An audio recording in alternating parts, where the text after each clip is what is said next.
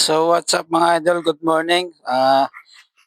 Unang ko palang ginawa dito, nagpaligo ako ng aking alaga na si Chinchin. Ayan, pina-blower ko na sa anak ko dahil nga nilalamig na siya. Tsaka ito, si Monchi, pinaliguan ko na rin. Tsaka yung mga alaga kong mga manok. Ayan, yung anak ni Kelso, yung manok natin na nag-champion. Ito na siya, ito mga apo niya na to. Itong anak ni Kelso. So yan, bala kong papalungan sana kaso wala na akong oras kaya pinaliguan ko na lang yan lahat, yung mga alaga kong manok. Ayan, yung mga apo-apo na yan, yan nung mayahin na nag-champion natin na yan. Mga lahing Kelso po yan.